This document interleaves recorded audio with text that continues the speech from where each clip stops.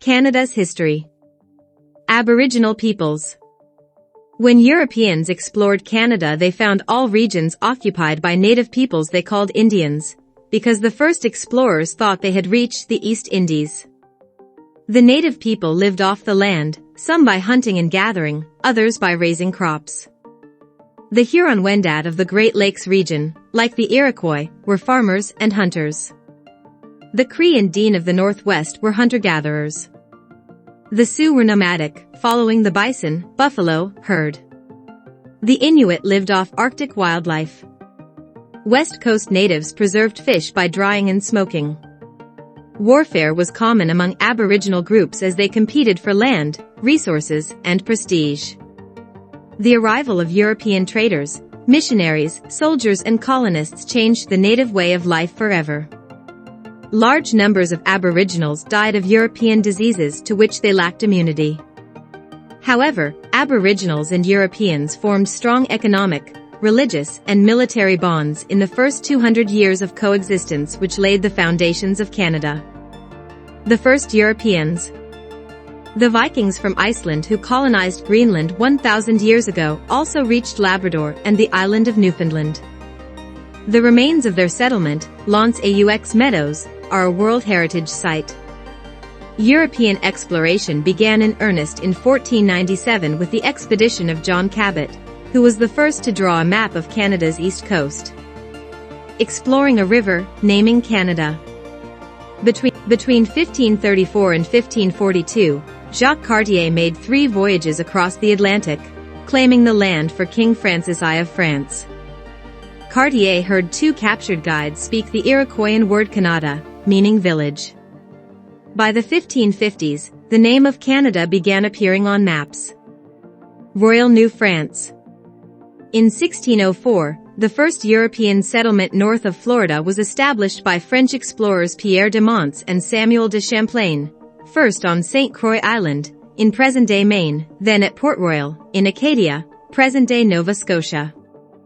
In 1608, Champlain built a fortress at what is now Quebec City. The colonists struggled against a harsh climate.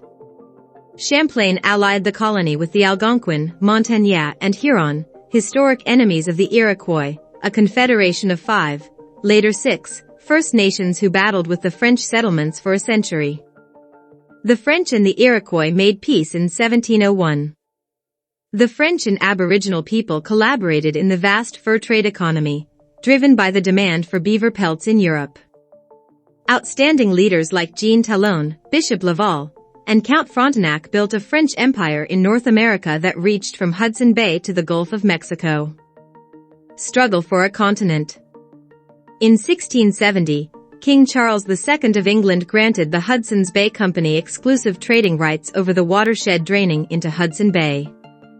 For the next 100 years, the company competed with Montreal-based traders. The skilled and courageous men who traveled by canoe were called voyageurs and coureurs de bois, and formed strong alliances with First Nations. English colonies along the Atlantic seaboard, dating from the early 1600s, eventually became richer and more populous than New France. In the 1700s, France and Great Britain battled for control of North America. In 1759, the British defeated the French in the Battle of the Plains of Abraham at Quebec City, marking the end of France's empire in America. The commanders of both armies, Brigadier James Wolfe and the Marquis de Montcalm, were killed leading their troops in battle. The province of Quebec. Following the war, Great Britain renamed the colony the Province of Quebec. The French-speaking Catholic people, known as habitants or Canadians, strove to preserve their way of life in the English-speaking, Protestant-ruled British Empire. A tradition of accommodation. To better govern the French Roman Catholic majority, the British Parliament passed the Quebec Act of 1774. One of the constitutional foundations of Canada, the Quebec Act accommodated the principles of British institutions to the reality of the province. It allowed religious freedom for Catholics and permitted them to hold public office, a practice not then allowed in Britain. The Quebec Act restored French civil law while maintaining British criminal law. United Empire Loyalists. In 1776, the 13 British colonies to the south of Quebec declared independence and formed the United States. North America was again divided by war. More than 40,000 people loyal to the Crown, called Loyalists, fled the oppression of the American Revolution to settle in Nova Scotia and Quebec. Joseph Brant led thousands of Loyalist Mohawk Indians into Canada.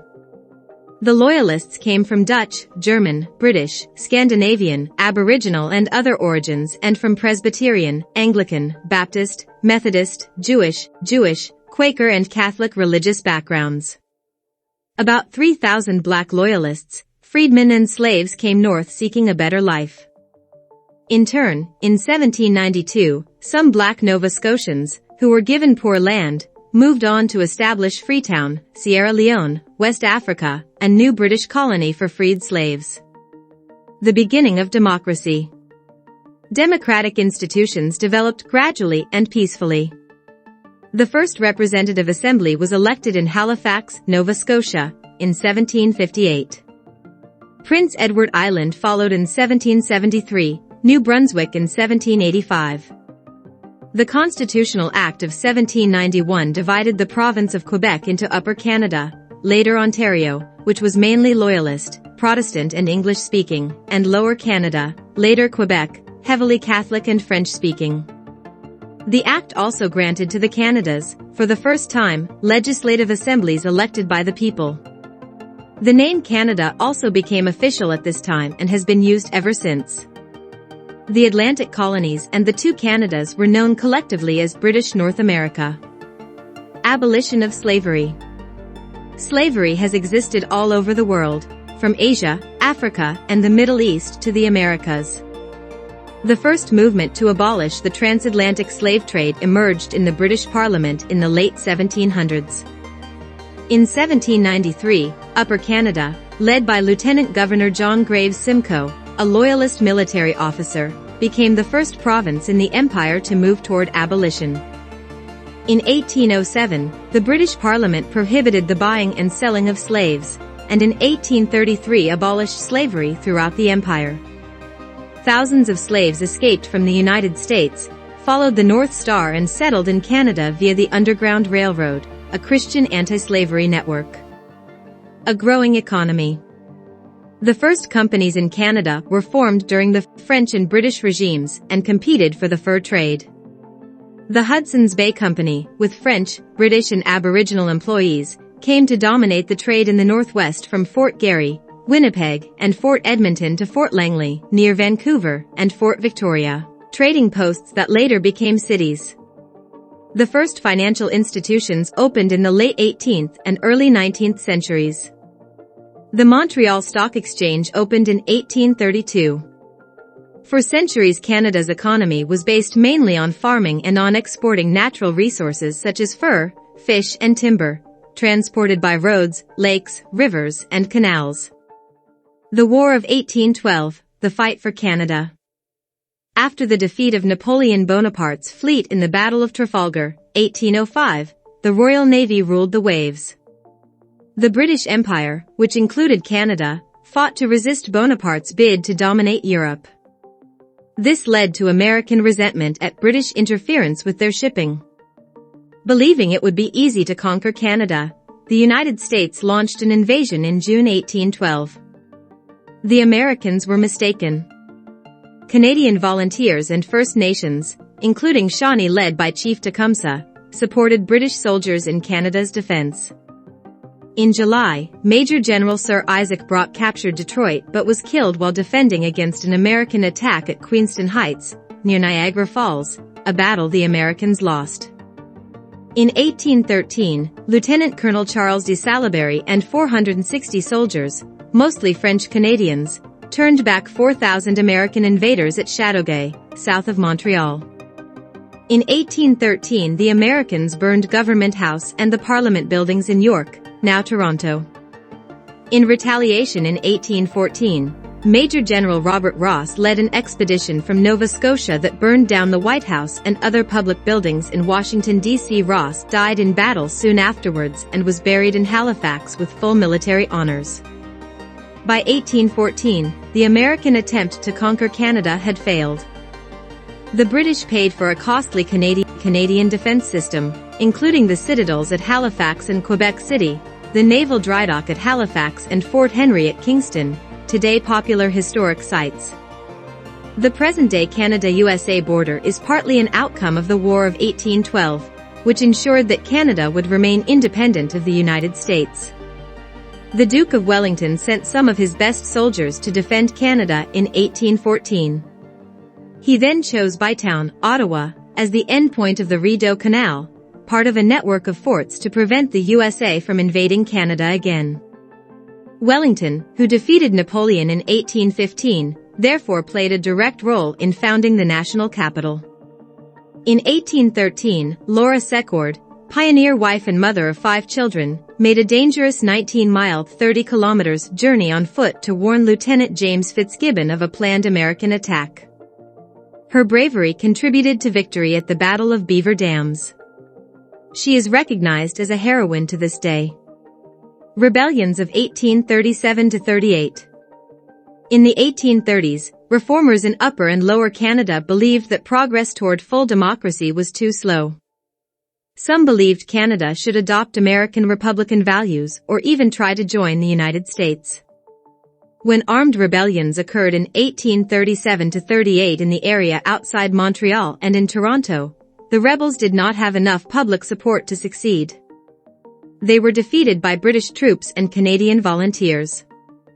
A number of rebels were hanged or exiled. Some exiles later returned to Canada. Lord Durham, an English reformer sent to report on the rebellions, recommended that Upper and Lower Canada be merged and given responsible government. This meant that the ministers of the Crown must have the support of a majority of the elected representatives in order to govern. Controversially, Lord Durham also said that the quickest way for the Canadians to achieve progress was to assimilate into English-speaking Protestant culture.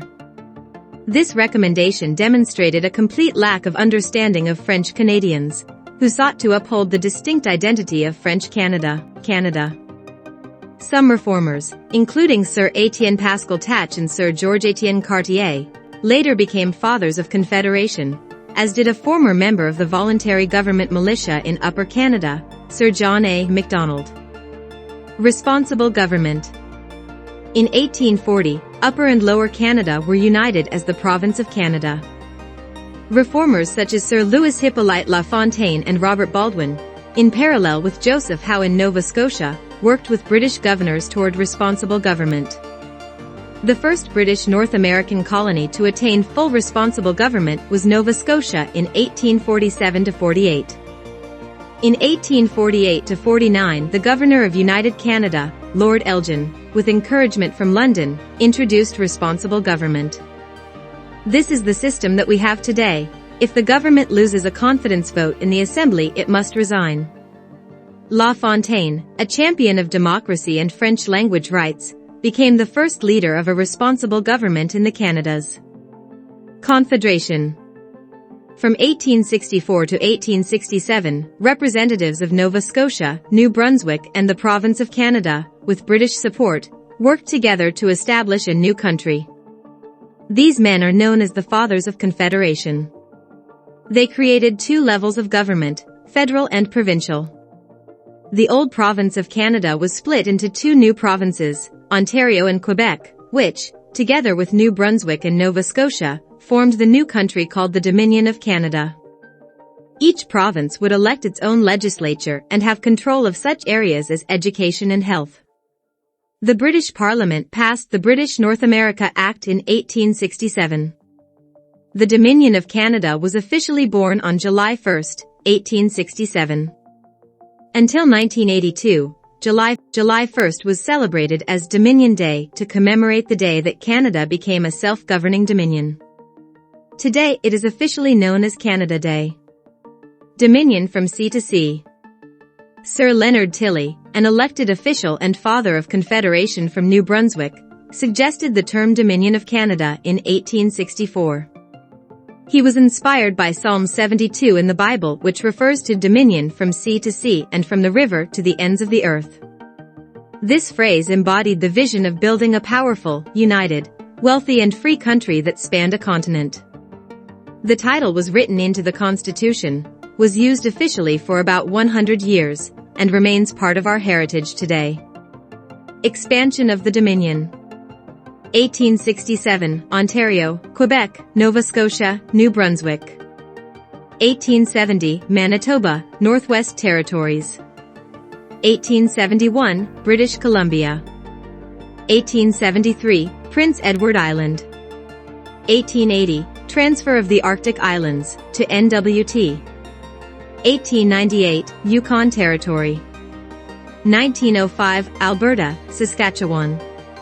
1949, Newfoundland and Labrador. 1999, Nunavut. Did you know? In the 1920s, some believed that the British West Indies, British territories in the Caribbean Sea, should become part of Canada. This did not occur, though Canada and Commonwealth Caribbean countries and territories enjoy close ties today. Canada's first Prime Minister. In 1867, Sir John Alexander Macdonald, a father of Confederation, became Canada's first Prime Minister. Born in Scotland on January 11, 1815, he came to Upper Canada as a child. He was a lawyer in Kingston, Ontario, a gifted politician and a colorful personality. Parliament has recognized January 11 as Sir John A. Macdonald Day. His portrait is on the $10 bill. Sir Georges-Étienne Cartier was the key architect of Confederation from Quebec. A railway lawyer, Montrealer, close ally of Macdonald and patriotic Canadian, Cartier led Quebec into Confederation and helped negotiate the entry of the Northwest Territories, Manitoba, and British Columbia into Canada. Challenge in the West. When Canada took over the vast Northwest region from the Hudson's Bay Company in 1869, the 12,000 Métis of the Red River were not consulted. In response, Louis Riel led an armed uprising and seized Fort Garry, the territorial capital. Canada's future was in jeopardy. How could the Dominion reach from sea to sea if it could not control the interior? Ottawa sent soldiers to retake Fort Garry in 1870. Riel fled to the United States and Canada established a new province, Manitoba. Riel was elected to Parliament but never took his seat. Later, as Métis and Indian rights were again threatened by westward settlement, a second rebellion in 1885 in present-day Saskatchewan led to Riel's trial and execution for high treason, a decision that was strongly opposed in Quebec. Riel is seen by many as a hero, a defender of Métis rights and the father of Manitoba. After the first Métis uprising, Prime Minister Macdonald established the Northwest Mounted Police, NWMP, in 1873 to pacify the West and assist in negotiations with the Indians.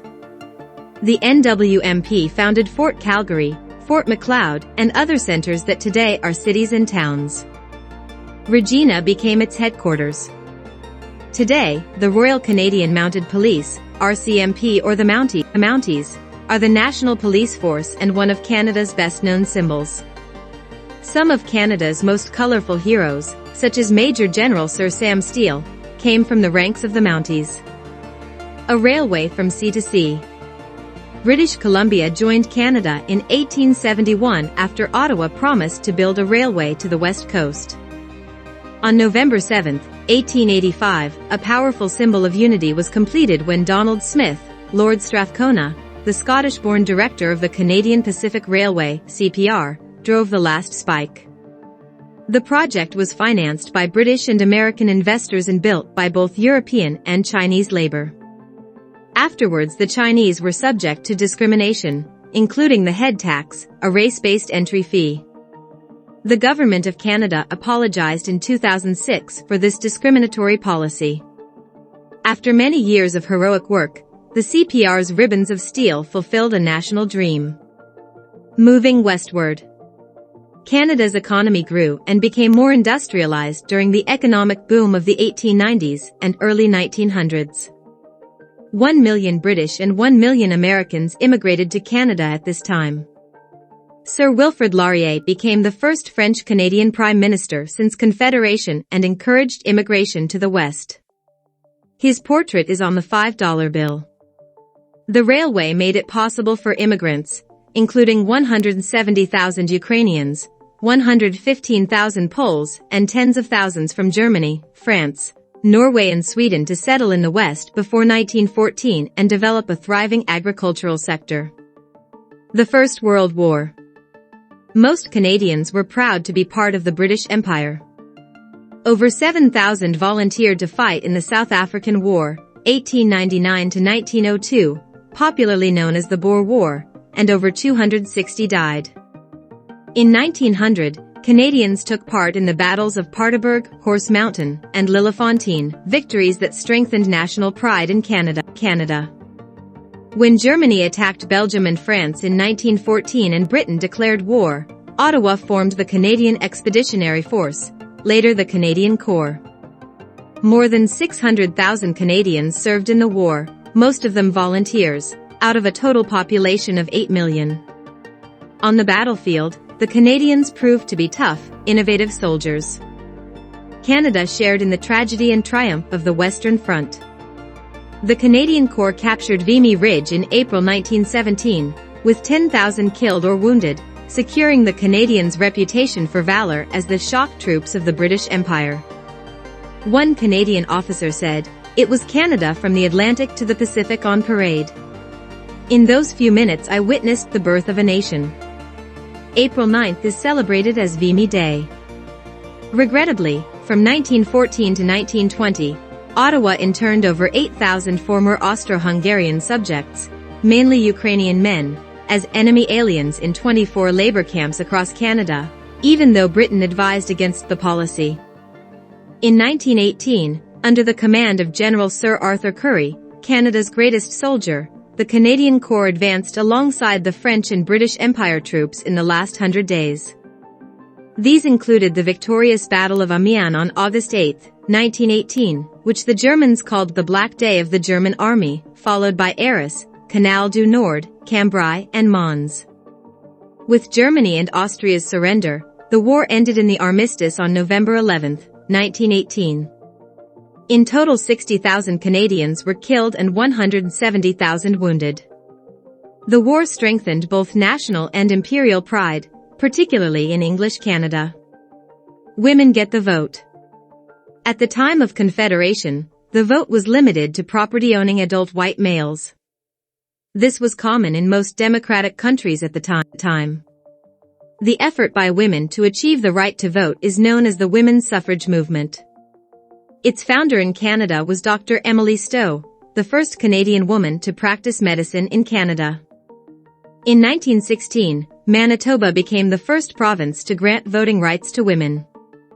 In 1917, thanks to the leadership of women such as Dr. Stowe and other suffragettes, the federal government of Sir Robert Borden gave women the right to vote in federal elections, first to nurses at the battlefront, then to women who were related to men in active wartime service. In 1918, most Canadian female citizens aged 21 and over were granted the right to vote in federal elections. In 1921, Agnes MacPhail, a farmer and teacher, became the first woman MP. Due to the work of Therese Casgrain and others, Quebec granted women the vote in 1940. More than 3,000 nurses, nicknamed Bluebirds, served in the Royal Canadian Army Medical Corps, 2,500 of them overseas. Canadians remember the sacrifices of our veterans and brave fallen in all wars up to the present day in which Canadians took part, each year on November 11th, Remembrance Day.